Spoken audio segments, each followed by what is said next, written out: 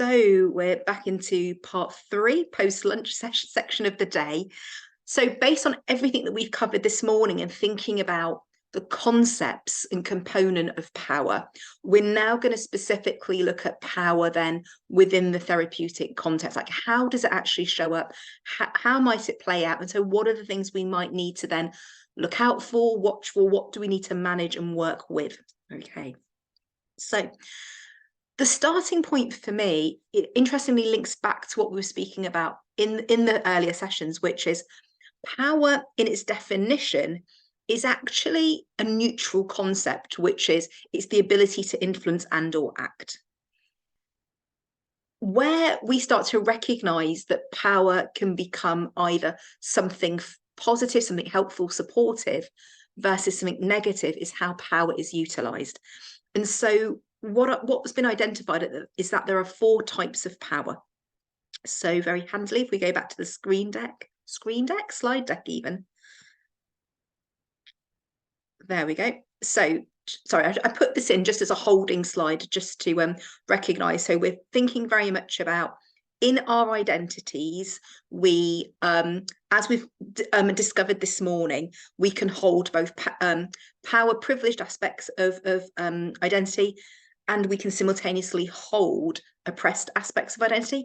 And so both of those are present in the counsellor, both of those are present in the client simultaneously. It's what we then do with that power. So there are 4 types of power. And this is where we start to utilize or recognize that power can be used in different ways, either something healthy, helpful, supportive, empowering in a positive way, or it can be used in a negative, destructive, oppressive manner. So just to run through what the 4 types are. So the first one is power over. And kind of says what it does on the tin, really. It's using power over someone.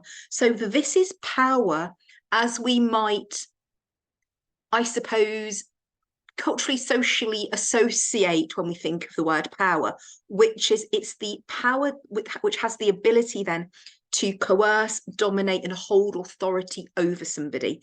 This is power over, is where we think about the dynamic of privilege and oppression. When we think about people using their power to dominate somebody else, so over someone, to oppress somebody. So when we're thinking about power in the negative, oppressive, dominant, authoritative utilization of it, we're actually specifically talking about power over. Okay. Examples of this might be in the therapeutic relationship itself. Let me just give you a couple of examples.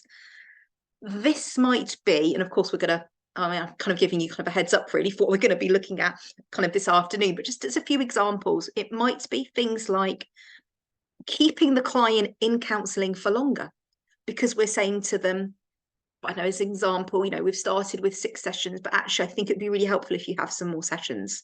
I think you need to stay in counselling longer. It might be that you end, or you as the counsellor. So, for example, that might be certainly if you are in an open-ended or long-term therapeutic relationship. Short-term's a bit different because you've decided the ending at the beginning. But if you're in a long-term or open-ended therapeutic relationship, it might be about the counsellor using their power to dictate and manage the ending. I know I've heard of counsellors who have said to clients, oh, you want to end, but even though, sorry, let me say that again. Counsellors who, even though the client is saying that they want to end, which is the client's absolute autonomy, the counsellor is honouring that the client wants to end, but how they end is the counsellor themselves saying, well, if you want to end, we're in long-term therapy, so we need to be working for at least the next 3 months towards an ending. And I've heard that. I know that that's a real case of a counsellor who's dictating to a client how long that ending process needs to be, even though the client's making it really clear, no, I want to end right now. I don't think this is working. I don't think it's helpful. I want to end. And the counsellors utilize their power to say, no, you have to stay with me to work through an ending for 3 months. I was absolutely aghast when I heard that. Absolutely a client who was being oppressed and abused. There was harm being done to the client because of it. And of course, as has already been mentioned today as well, power over can be the repeat of the out there oppressive dynamics that a client experiences out there. And a counsellor falls into that power role over the client, whether through transference or whether through their own internal world of the counsellor, or in response to something the client's doing. But either way, the counsellor then becomes the oppressor. So it's a repeat of the out there oppression that gets played out. Sometimes through transference, it'll be unconscious, but it can also be played out through very conscious dynamics as well. So just a couple of examples there, and I'll kind of give some more later on as well. Power from within, this is then the personal power, individual power we hold within us. This, I think, relates to the concept of empowerment if we're utilizing it ourselves. Like, to be empowered or to feel empowered is to access and utilize our internal personal power. So that's power from within. And that's power such as in our own choices, in our autonomy, and also, really important here, power from within is also the power to resist power over you from other people. So to have power from within, number 2 type of power, is also the ability to resist power over, number 1, over you. So, for example, that might be a client who, if they're utilizing their power from within, if we go back to that example I just mentioned, the counsellor says, no, you must end, it must take 3 months. That client then goes, no, I have the autonomy to choose when I want to end, and I'm going to choose to end today, for example. Number 3 is power with. So that's power within relationships or between people. So this is the power in strength of the group or between members. So the power is within the relationship through connectivity, through connection, through collaboration. That's where there is equality between members and all members are viewed as equal. So that's power between or within the relationships themselves. So rather than within people, it's within the relationships between people. And the final one then, of power 2, is the power of the individual. That is power 2, power of the individual is the ability or the power to be successful in yourself or to be successful in your life because you have a combination of number 2 and 3. Because I have power from within, I'm utilizing my own personal power, and I have the support of power with. I have the support of power from being supported by my community. So number 4, power 2, is the power of the individual to be successful because they have number 2 and 3 in their life. They have personal power and personal within relationships. For me, when I first came across this, I found this so helpful to be able then to distinguish between power that is helpful and healthy, and we actually need it in our lives to hold personal power, to have autonomy, to make choices, to make decisions, to in very kind of TA language here, to be an adult position. Yes. In more psychodynamic terms, it's to be individuated, it's to have boundaries. And that's very different to power over, which again, I think becomes the default definition of power. When people think of power, I think they immediately think of power over. And the difference, interestingly, is that number 1, power over, is oppressive. Numbers 2, 3, and 4 are anti-oppressive. So this is why I say, in anti-oppressive practice, this is why I say in anti-oppressive practice, it's not about getting rid of power. See, because a lot of people, I think, when they think, oh, anti-oppressive practice, they go, oh, it's because there's power in oppressive relationships or practice, so we need to get rid of it. And I'm going, no. What we need to do is shift how we're using power. So really simply, to go from oppressive to anti-oppressive is to move away from number 1, power over, and into numbers 2, 3, and 4. Okay. Again, just want to give everyone a moment just to make any notes, reflections, capture any thoughts on this. So just to kind of just to do a quick overview. So number 1, power over. This is oppressive. This is using power over somebody to dominate, control, to oppress. Numbers 2, 3, and 4 is what anti-oppressive practice is about, because this is utilizing our power within ourselves and our power between ourselves and other people equally in order to succeed in life. Number 4. Yeah. So it's a bit like a recipe where if we have number 2 and 3, and if we can harness 2 and 3, we can bring it together to be successful through number 4. So there's a distinction here. Yeah.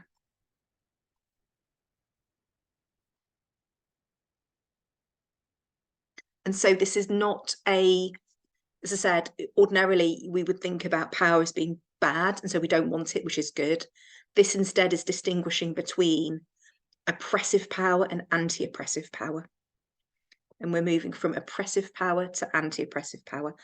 Interestingly, in our trainings, I think we do, certainly when I trained, power was spoken about, but it was spoken about in a very power over way without them realizing it. I think what was acknowledged was that we hold power in our role as counsellors. Spoiler alert.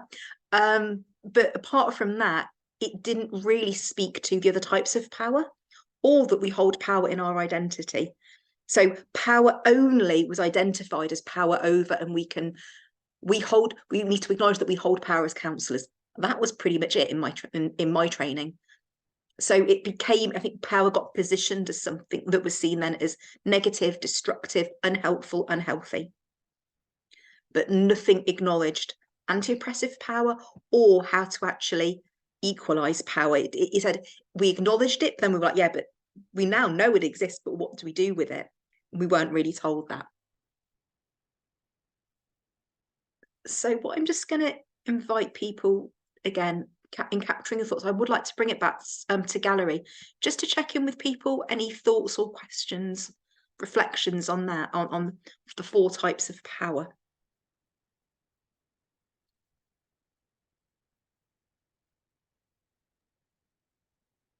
Shubnam, yeah.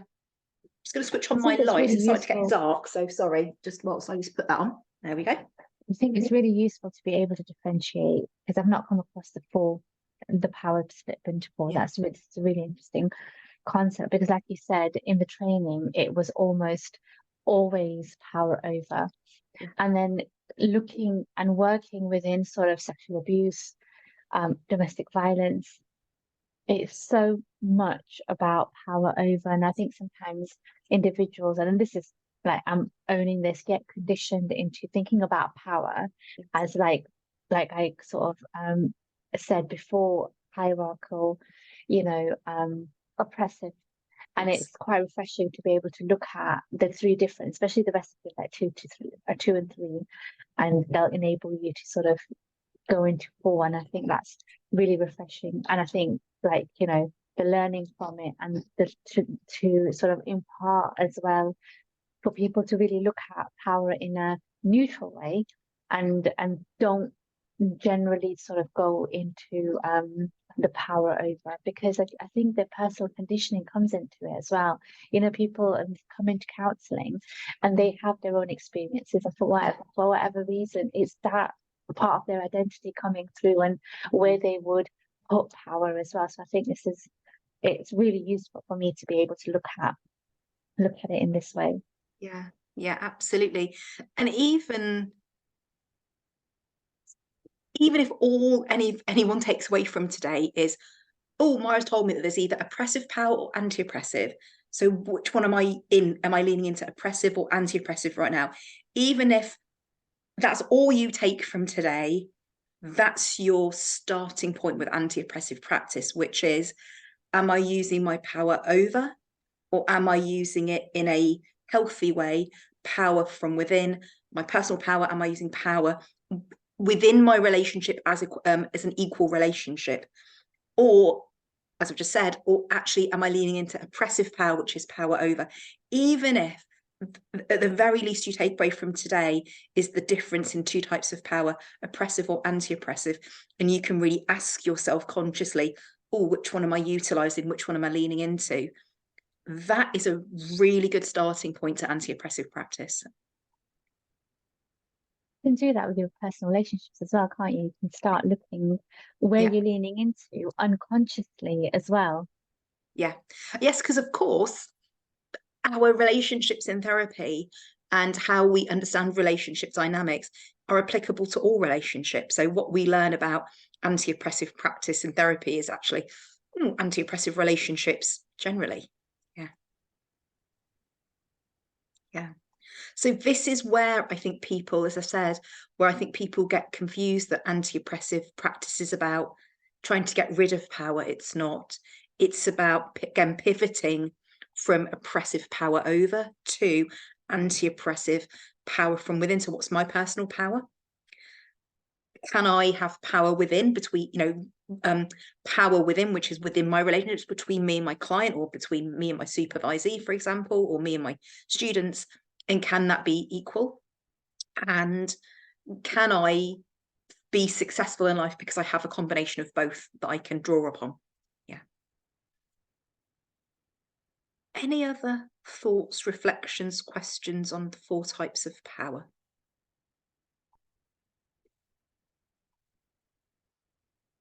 Is it familiar to people? I know, Shubnam, you've already said that this is new to you, but for other people, I'm curious if people have come across this before. Are they aware of these 4 different types? We Jade? actually, yeah, we did. It was like throughout my training, it's usually been focused on kind of like you said, like the power over. But then I have this one tutor, and she's absolutely fantastic, and she's really kind of interested in all of this. And I remember actually she sent me a paper on it a couple of years ago, and I remember reading about it from that. So that's how I had like an awareness of it. Yes, yeah. But other than that, it hasn't actually been mentioned within the kind of the training group as such. Is not something we've been taught. It's just something she gave to me as like a kind of an add-on. So yes, and yes, and I was about to say that is it's an unfortunate situation that we're in right now, and I'm hoping that will change. But for me, this stuff is like core and fundamental to our practice. So it's great that you've learned it because there's been a tutor out there that's been able to introduce you to it.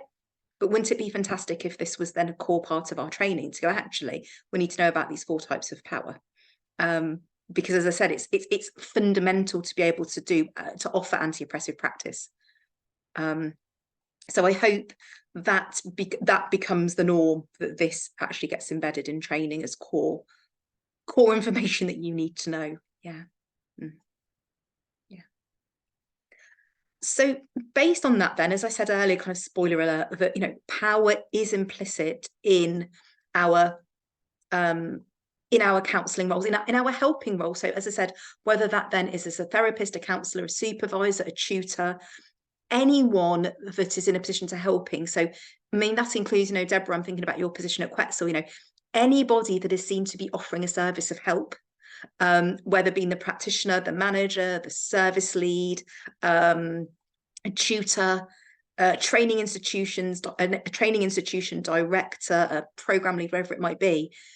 There is power implicit in any helping relationship, because helping is itself a power differential, because what it sets up immediately is that in our role, going back to that status piece on our identity wheel, that status of being the helper gets a huge whack of a post-it note on it of power.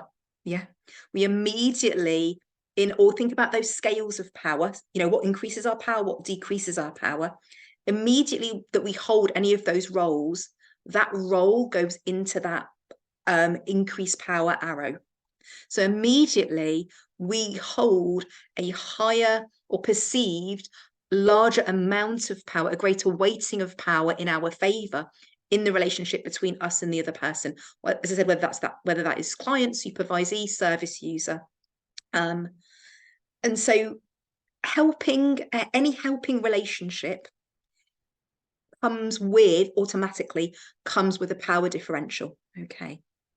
And very often the power differential that stereotypically gets set up or traditionally gets set up is I always use, because I think of scales or a seesaw, a powerful counsellor and a powerless client, or a powerful supervisor, powerless supervisee, a manager or a CEO, service users, or manager, CEO, and other employees. Yeah, there's always a power differential there. So we've got to recognize then that if that's automatically if we're automatically weighing the scales in that favor purely because of those roles that we hold, imagine if we then add in the rest of our intersectional identities, and you can start to see that those scales start to not necessarily wobble, but you can start to feel the weighting of them shift very slightly. Not very slightly, but you can feel the shift of them. What gets added more and more in your favor of your power, what gets more and more added to the client, supervisee, or student maybe, or service user, that reinforces their powerless position. Yeah. So as I said, we start off already slightly imbalanced or unequal because of our role power. But the moment we start to add in the rest of our intersectional identities, how much more does it reinforce that power imbalance? And of course, what we'll have a think about today as well this afternoon is, but of course, it can also shift in the opposite direction as well. So it's not automatic that because we hold power in our helping role, we don't automatically stay there, because it could be that in adding in our intersectional identities, we then start to move in the opposite direction, because the power held in the identity of the client, supervisee, or service user actually might push them into a dominant position, and they might want to have power over us or hold a high level of power because that's what they're used to out there. So they bring it into in here and reinforce it in here. So it's not automatic, and it's not guaranteed that power imbalance remains at powerful counsellor, powerless client. But when we first start, I believe it is like that. And then once we get into relationship and have sessions and we start working with people, it can shift throughout the relationship or process. It could potentially shift in the opposite direction. But I do think when they don't know us, when they first meet us, because again, as we'll think about this afternoon, because we hold so much power in the role at the beginning, it could or it might shift in the opposite direction. But ordinarily, again, depending on the rest of our identity, ordinarily it will stay like that. But as I said, it can shift in the opposite direction, depending on what the two identities are. Yeah. If you've got, because I carry lots of visible minoritized identities. I'll give an example. Yeah, I hold lots of visible minoritized identities, but as the counsellor with a client upon first meeting them, I will hold the power, and they potentially hold less power than me. So I know that's the starting point. Yeah, let's put it like that. That's the starting point. But if my client then turns up with lots of privileged identities, if they show up, and I'm going to be really stereotypical here. So I am female, brown, Muslim, hijab wearing. And let's say it's a white male who is older than me or perceives me as younger than them, even though they might not be, but they perceive me then as being younger than I am. So if they're dominant in their age, gender, race, ethnicity, age, guess what? All of these very visible identities, because the world is created for that dominant identity, guess what? It starts to shift the balance in the opposite direction. So they will come into the relationship potentially already holding an authority over me. They will come in with an expectation of being treated and related to as they do out there, which is with a heck of a lot of privilege and credibility and what's the word, almost an authority. That's the word I'm thinking of. Yeah, they will come into the relationship with a ascribed credibility. Yeah, they'll come in with an amount of credibility purely because of those visible identities of dominance. Yeah, so that's a very I'm making it very stereotypical and generalized here. That's a very obvious way it can switch into the opposite direction, in which them coming into the relationship then are going to expect me to be a certain way, you know, all the projections, but all the expectations of me not being as good as. Yeah. So they're going to come in with an authority to expect a certain level of service, to expect me to be a certain way, expectations of how much am I going to help them because they're paying me. You know, money's a huge one in this as well.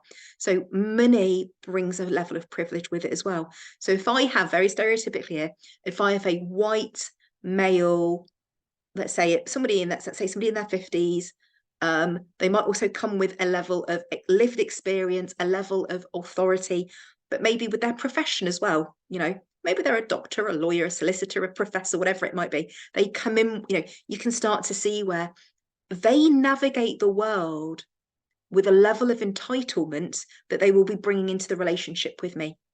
Yeah. So that's a very obvious example I can give. But when we think about each of yours, then rather each of you, but for each of you, we might, as I said, we might start with like this increased level of power because of our role. And depending on the identity of the client or supervisee or tutor or service user, start to notice for how that might shift or maybe equalize, flatten the power, or it might go in the opposite direction because what they're bringing in with them as well. Yeah. And it might be that, or it might be the opposite. I might have a client who, because I hold power as a counsellor and they perceive me then as being the helper, they could actually reinforce my position of power. And they might actually expect me to have power over them. And they might expect me to tell them what to do. So you can also start to see how I might collude with that power over them, because they might allow me to do that to them. So again, it's not automatically that, and it's not automatically the other way around, but it's it's fluid. Watch for how it changes.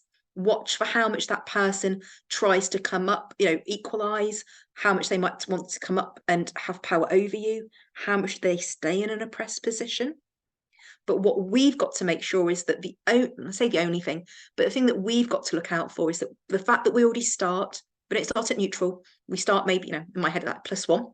Or no, actually, no, +10. We start at a +10 of power. We've got to recognize that +10 of power, am I using it to dominate power over the client? Or am I using it to go, I have power, but I'm going to utilize power in order to help us be equal in this relationship?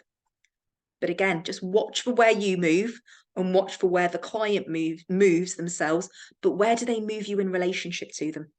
Because again, I've had experiences of clients who have gone, oh, no, Myra, I'm up here and you're down there. Equally, I've had clients who go, oh, yeah, Myra, you're the counsellor. So absolutely, you hold all the power in this situation. And I'm going to be very passive and I'm going to be very inactive in sessions. And I'm asking you to tell me what to do. And if I was not watching for their level of passivity and their level of the level of influence that they were looking for from me, I could quite easily stay in a very dominant position of power over and go, okay, well, here's what you need to do, or do this, do that. So you can start to see how it might move. Yeah. But as long as we recognize that inherently in our role, in our status of counsellor, therapist, director of an organisation, running a service, we automatically have a level of power. And it's whether we are using it to have power over or anti-oppressive power. Any thoughts on that? And we're going to go into this a bit more in detail this afternoon, but any just immediate thoughts on that? Deborah? I think one thing that comes to mind for me is that on a reasonably regular basis, we will have people that ask us for an older counsellor. And I think that I've always thought that that was because they were looking for somebody that they perceive to be more experienced. But now I'm wondering whether it's because they want someone that's going to have that power relationship over them. Not consciously, I'm sure, but whether they're looking for that somebody that's going to fix things for them, and they need someone that they perceive to be of a higher status than them to be able to trust that they can then fix things for them. Yes, because as soon as you say that, Deborah, the immediate question that comes to my mind is, so for clients asking for an older counsellor, the immediate question I'm thinking of is, what is it that you are expecting to get from that counsellor then? And that might be a bit like the post-it notes on me because of my identity. If you imagine then, metaphorically, this older counsellor, what post-it notes are these clients sticking to that older counsellor of their expectations of who that older counsellor is going to be? And absolutely, like you said, is it because they might give them advice, they might be more knowledgeable? Might it be that they are an authority figure, so they'll just be they'll be active and I can be passive? Is it, and again, I appreciate this is kind of very much in the psychodynamic modality of therapy, but I immediately go into like the parental transference. It's an older counsellor is going to represent a parent. And so what is it that they think they're going to get from an older counsellor? And I think it's because what they're craving for potentially is the maternal figure or the protective father, because I appreciate, again, the context of the clients you're working with. So I think you're quite right to question it. And for me, it's a very subtle, fine line, delicate balance between, is their preference going to be helpful or harmful to their process, to their counselling process? For some clients, I think it's going to be very helpful because it means that they get to do the work. For others, it might be really harmful because of those reasons. Oh, I get to be passive. My counsellor is just going to tell me what to do. So it's not a one size fits all, but I think it's, if clients do request that, I would absolutely give them space to ask them then, I'm wondering what it is you think you're going to get from an older counsellor. I think that will help you to manage whether it's a good or bad thing. Yeah. I think for the vast majority of the women that we work with, they've never had counselling before. They don't have maybe an in-depth understanding of the counselling process. And they'll walk into a room with somebody who's 10 or 20 years younger than them. And their instant thought is, well, you can't tell me anything. Because you've not been through life and you don't have the experience. But I think a lot of that comes from a lack of understanding of what the actual process will entail, maybe. Absolutely. So there's something about they're coming then with a projection or an assumption rather that, well, you don't have enough life experience, so you can't tell me anything. So already that's telling me then that they're looking for somebody that they expect is going to give them advice, which, as you quite rightly say, that's actually not what the role of counsellor is. The other thing, and of course I've forgotten what that is now. What does it remind me of? It will come back to me, I'm sure. Something about that dynamic, if they are younger. Oh, it's gone. I think something about the transference. It will come back to me, I'm sure. But absolutely, you're quite right that they come with an assumption, an expectation, and that if you are younger than me, you know less, and therefore you've got less advice to give me. But that means they're coming with an expectation that they're going to be given advice. Oh, that's really annoying that I can't remember what the other bit to that was. I think I was thinking more on an unconscious level, probably something around a transference or oh, that's it. Yes. Containment. That's the key word that I'm going to hold on to till I remember what I'm trying to say. That's it. When you said that, because it was based on a feeling, what I would call a counter-transference feeling, so a feeling that I was picking up when you were describing those clients, I was attuning to their feeling of anxiety and overwhelm, that actually what they're coming to talk about is so big for them that what they might be saying unconsciously is, this person is so young, they might not have the life experience they might not have the life experience, so therefore they might not have the robustness or resilience to hold everything that I'm bringing, i.e. the counsellor as a container, I don't feel is going to be robust enough for me. Does that make sense? Yeah. Again, I think it's so fascinating, but when clients have a preference, I'm always going to explore that with them, because I think it says something deeper about where they're at in their process. I take it at face value, but I don't just only take it at face value. Because I immediately had this strong feeling, this counter-transference feeling of their anxiety.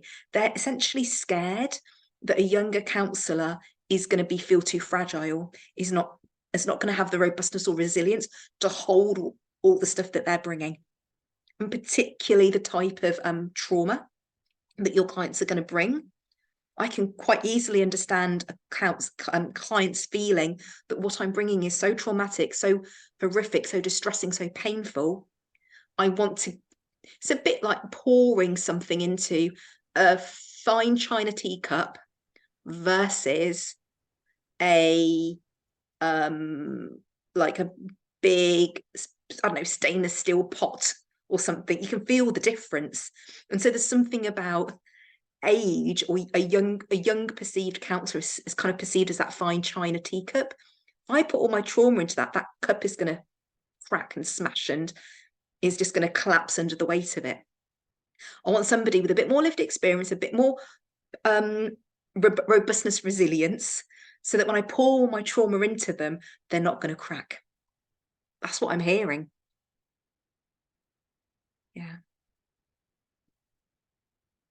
I don't know about if anybody else had any thoughts on that, but I think I was just going to say the same is perceived safety, isn't it? Perceived safety. Yes. Yeah, absolutely. And so you can start to see where, let's go back to that idea that as a counsellor you're more powerful, but you can start to see how very quickly, if we add in age or gender maybe, or any other aspect of our identity, very quickly a client might go, oh no, this counsellor no longer feels safe. This counsellor I don't think is going to be able to hold me or contain the stuff that I want to bring. It's as I said, it's such a fine balance between being a counsellor by title is not always automatically perceived that you can do your job. Other aspects of our identity might lower that power, might lower our perceived ability to do our job. Yeah. Really interesting though. These things fascinate me. They've always done, because again, I think actually to ask them then, not necessarily ask them why, but oh, I'm interested, can you say more? What do you think you're going to get from an older counsellor, or what's your fear maybe of seeing a younger counsellor? That's actually, for me, in my mind, that's already the start of the work. That's already them starting to process their stuff. So it's not, so in a way, it's not, that stuff is not happening before, even technically it's happening before they perhaps have even started seeing a counsellor, but they've certainly already started a reflective process by you having that conversation with them. Yeah. Now, I don't know the setup of the organisation, so I don't know if you have the capacity or space to have that conversation with them, but I certainly think it would be important to have that, because it helps them start processing some of that before they've even got in with the counsellor. Yeah, we do, because I've had several conversations with clients that have come back and said, oh, actually, I've contracted with this counsellor. She's a bit young, she's a bit inexperienced. And I've managed to be able to have those conversations with clients and really explore what it is that they want and what it is that they're expecting from this relationship. And it comes down to, I don't think she's got enough lived experience. I'm not sure she's going to be able to tell me what to do. And then the conversation about what counselling is, and being able to sort of review, because we've got very regular reviews as well. And they're quite happy after that conversation to be able to sort of say, okay, well, this is what I think is happening and this is what I want from it. And to be able to go in and have that relationship with the counsellors. Yes, so because as placement counsellors, so we get a lot of that coming back at me saying, I'm not sure about a placement counsellor, and then to have that conversation with the clients and say, well, actually, this is what we offer, and this is what they get trained in, and this is what the process is like. What is it for you? Where are you with all of this? It's fascinating, and we've never really had much of a comeback after that. I had conversations, and then they're willing to go ahead and reflect on it. Yeah, because ultimately it's not actually about the counsellor. No, it's never is. Yeah, no, it's about the client's anxiety and distress being seen and acknowledged. And if you can do that with them, they go, yeah, fine, okay, I'll carry on with that counsellor. When I've worked in agencies or placements before, same thing. It's about the moment you have that conversation to acknowledge their anxiety about it, they're fine to then go ahead with it. Yeah. Yeah. I think And yeah, Deborah, yeah, please. I'm sorry, I was just going to Go add on. to that. I think as well, because of the nature of the client base that we work Yes. with, particularly, Yeah. the women are used to feeling powerless. Yeah. So that it's almost like a default position that they're looking for. And if you sort of go to them and say, well, you're the one that's going to make the changes, and you're not going to have someone come and do it for you, that's terrifying, because that's so far outside of what they're used to. And I do think that there is definitely an element of people looking for a power imbalance because it reflects the experience they're used to. Yeah. Because we've certainly had it with age multiple times, but we've also had it with race. We've had it with where people have asked for I mean, most people make an excuse, but under that it's Yes. something to do with that. Yeah. And I think that comes from a perceived power. They're looking for a perceived power imbalance Absolutely. in favour of the counsellor. So if Yes. they see themselves as more powerful than the counsellor, they then don't respect the relationship. Yeah. Yeah. These are spot on examples of how power is always present, is how it's being utilized. That's a great example of how a client might use power over, because if they're used to being the powerful position, they'll recreate that in here. Equally, if they are used to being in the powerless position, they again will recreate it in here. It's what I alluded to at the very beginning of today, which is it's not about getting rid of power in here, but rather it's recognizing that power is present.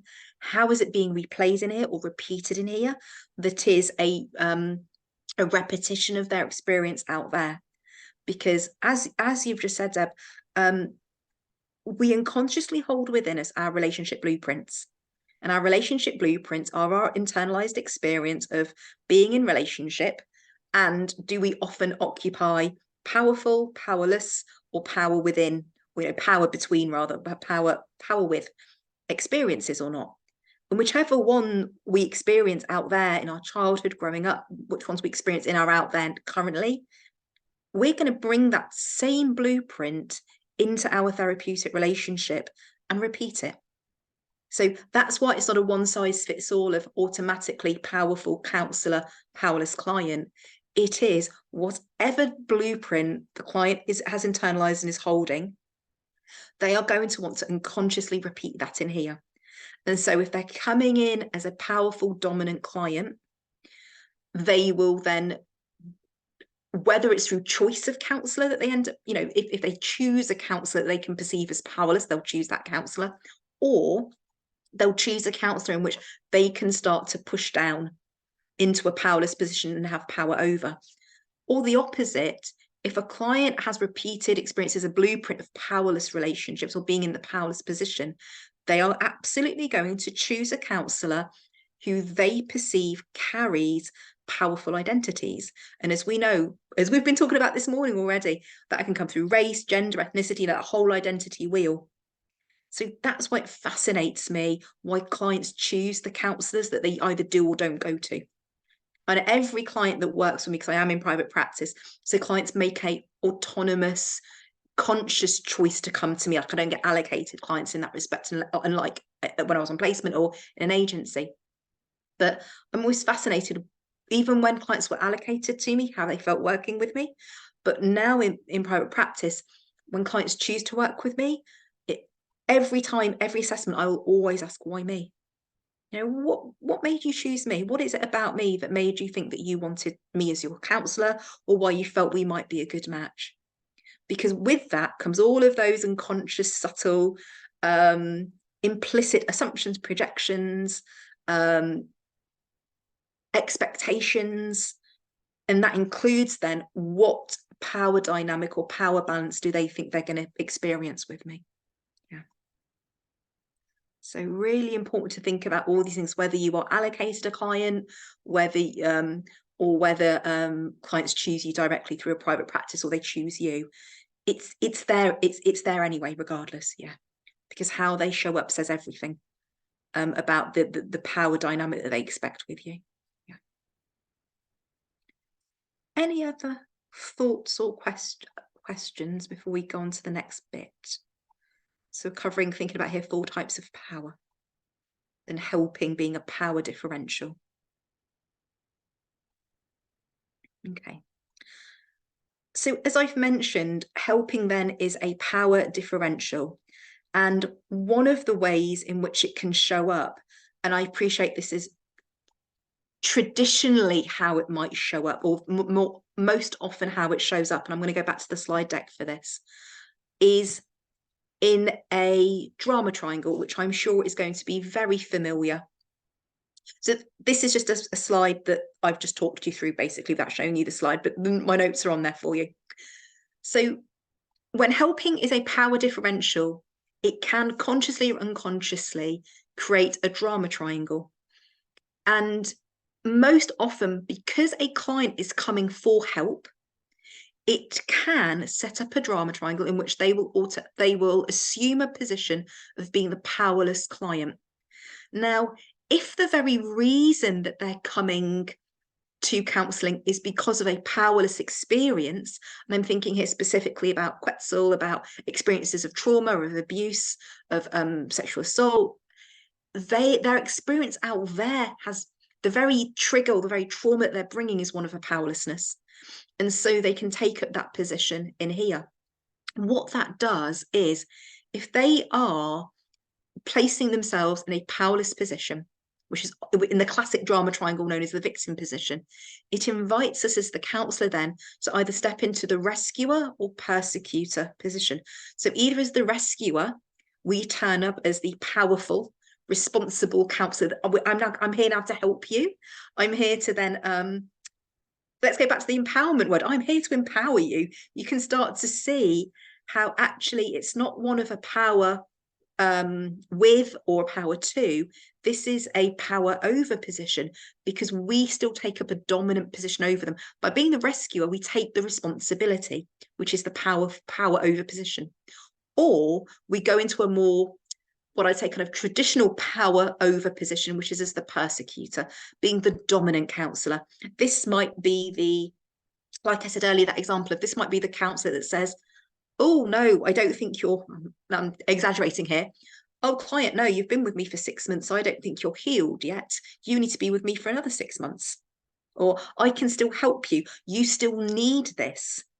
I don't think you're ready to go out into the world on your own. You can start to hear it in how the counsellor is managing the process or relationship.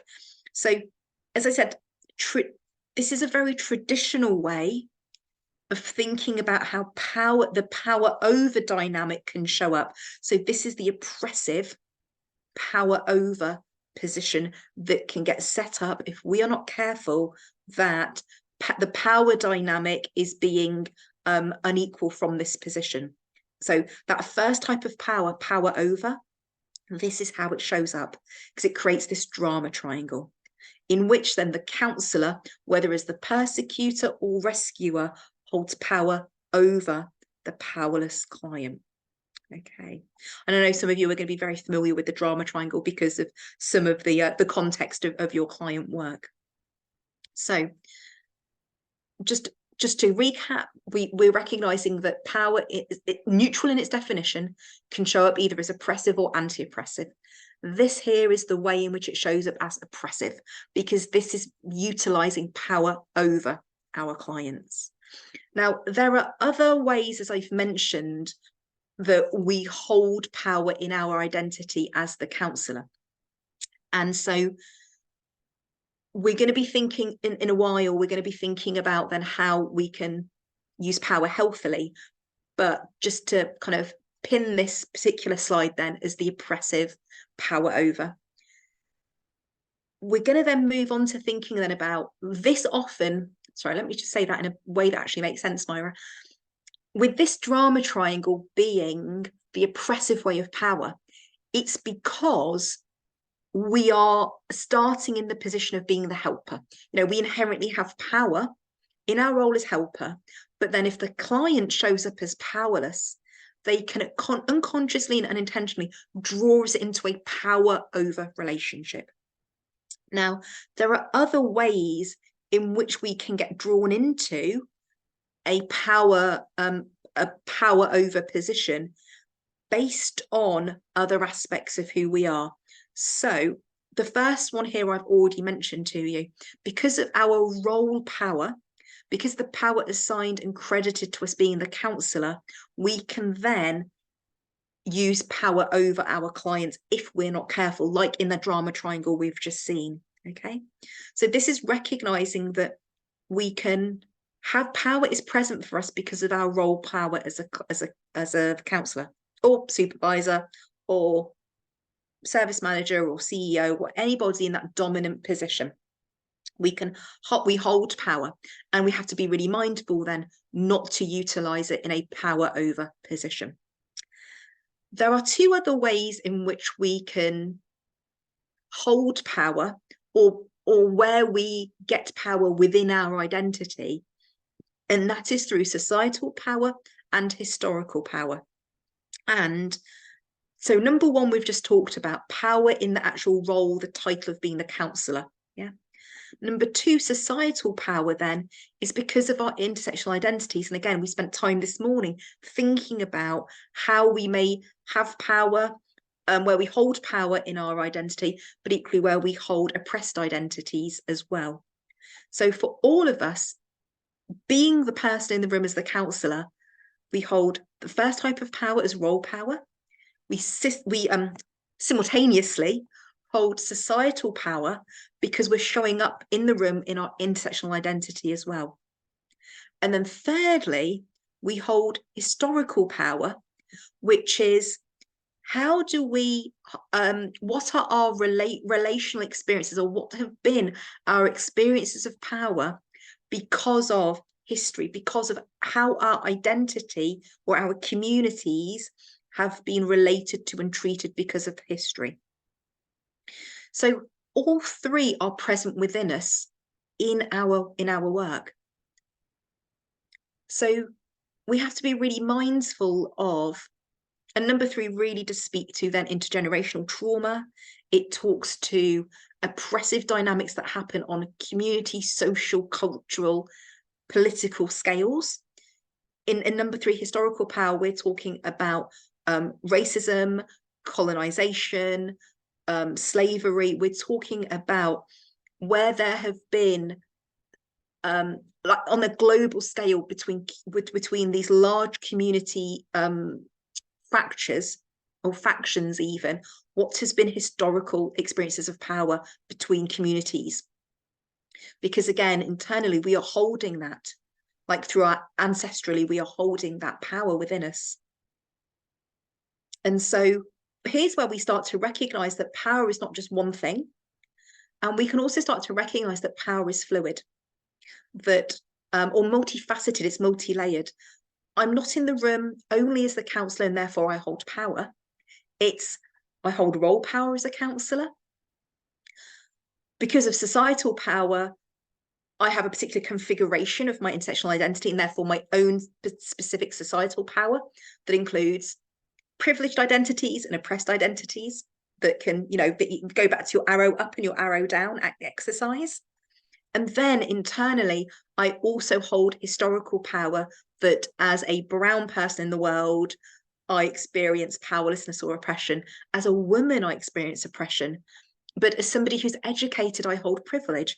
And I have an English accent, which historically holds power. So you can start to see that power in the room with my client is not only because of my identity as a counsellor.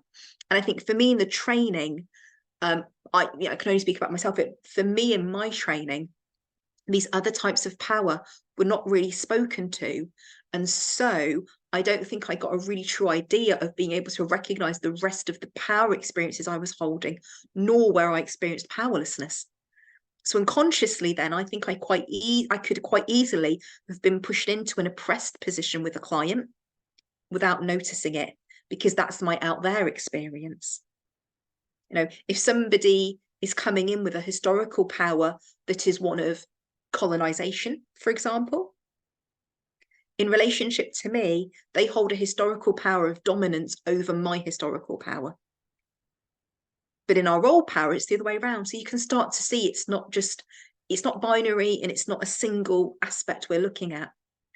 We need to recognize that power exists in all of these different ways. Power doesn't just show up as a single category or a single aspect of the work. It shows up through all of these different avenues. So 3 types of power that we hold individually in our relationships. Okay. What I want to do is just give you a few minutes before we're going to be due to take a break in about 10 minutes. But just want to invite you just for a few minutes just to perhaps jot some notes down, capture for yourselves, reflect on where these 3 might show up for you. Yeah, just to have a think about, what is my role power? What is my societal power? And what's my historical power? And those are 3 very big questions. I appreciate that, because there's a huge amount in them. But just start thinking about what's starting to come up for you when you think about these 3 types of power that you hold internally.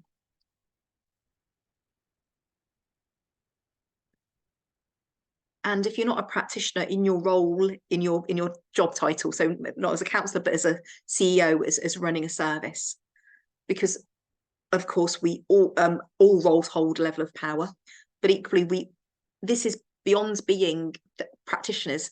We all hold societal power, and we all hold historical power regardless.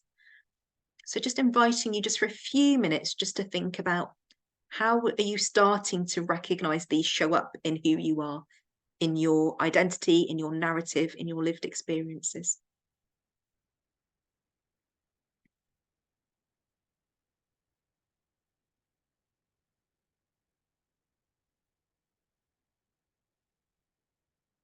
It might be helpful if the idea of a relationship blueprint resonates with you. Think about in your relationship blueprint, in your patterns in relationships, what's your dynamic with power? Do you recognize that you are in that power? Do you take up a powerful, neutral, powerless position, or powerless position? Because this is these 3 types of power will be forming your blueprint.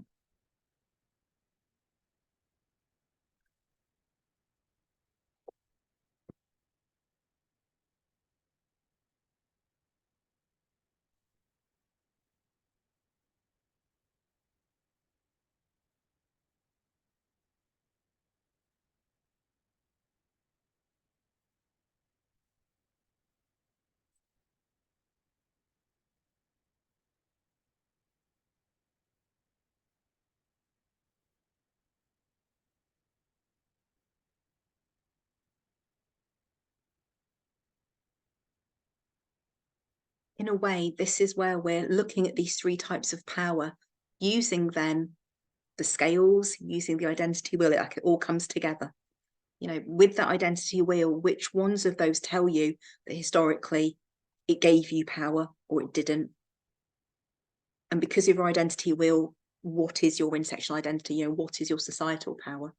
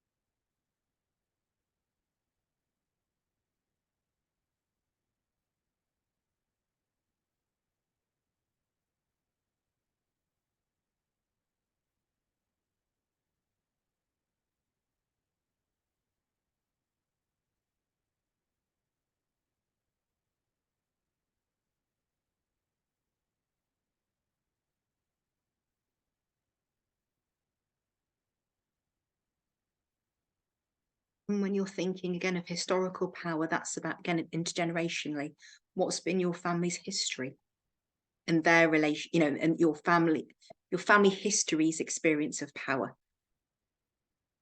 Have they experienced oppression because of their race, ethnicity, gender, religion, political views, whatever it might be? I'm thinking about immigration, refugee, in a war-torn country, maybe. So again, it's about your historical relationship experiences of power.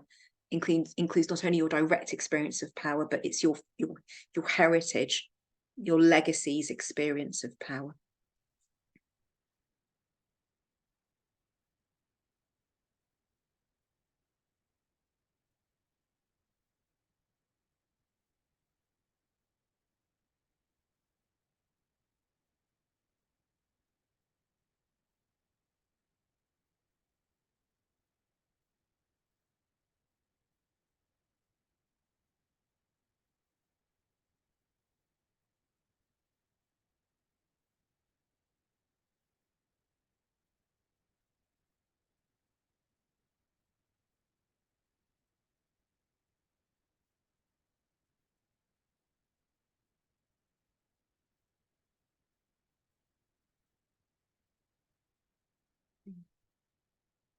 What I'm going to do is bring it back into gallery view. I appreciate, I mean, these are big questions and I don't expect you to have fully formed answers to them. But again, as I said, it's an invitation to start thinking about it, that our own individual experience of power out there, based on role power, societal power, and historical power, are going to form our internalized relationship blueprint that includes our relationship with power. And that's what we're going to be unconsciously bringing into our in here relationships. And so if we, you know, it can't, let me say, you know, there is, when we're thinking that a client can bring their experience of power or powerlessness into here, we as the counsellor then are not immune to it either. But that's what I'm trying to say. If we can say that, well, our client might be trying to recreate their relationship blueprint of power in here with us, guess what? We are also going to be wanting to do that as well. So that's why our experience out there of power, our relationship to power out there through role power, societal power, and historical power, we need to recognize, because that is what we are going to unconsciously want to recreate in here with our client.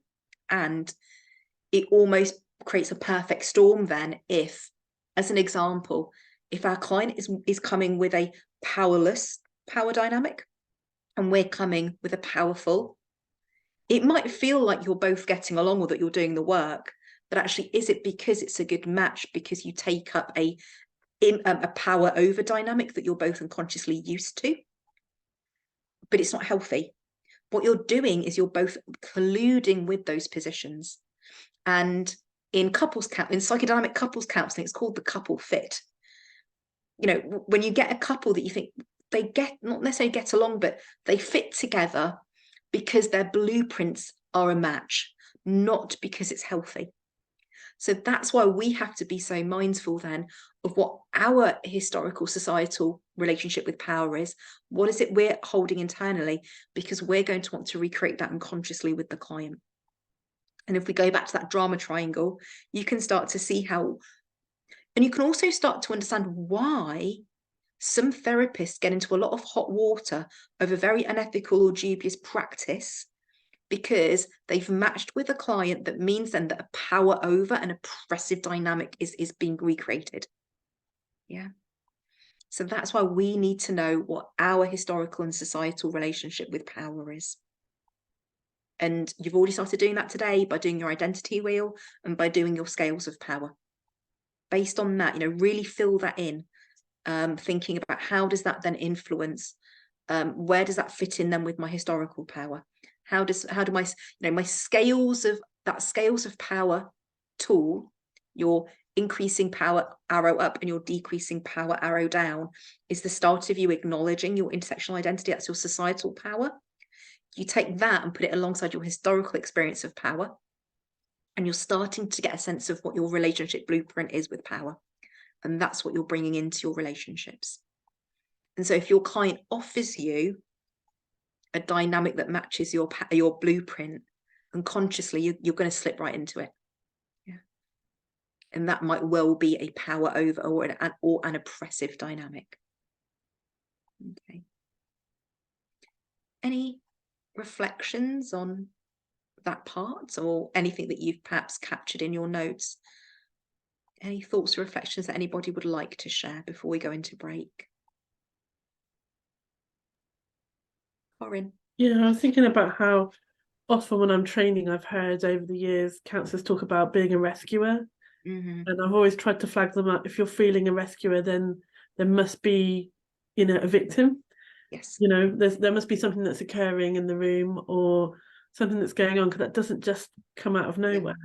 Yes. And I find it really interesting how people are like, sort of like somebody might be a victim, or they're perceiving someone else to be a victim, and it's quite challenging, I think, looking at some of those dynamics. And similar way, like the privilege, when you kind of present white privilege and things like that, people sort of like don't want to take it on because it means I'm doing potentially harm to somebody else. And it's trying to, I think today's been really good in that it sort of feels like it's unpicking the nuances and the pieces that add up to those things. Yes. Which I think is what gets avoided, and that's why people misunderstand it and maybe react in such extreme ways, I've seen. Yeah. When it's laid out in front of them. So that was what I was thinking about. So that's really useful.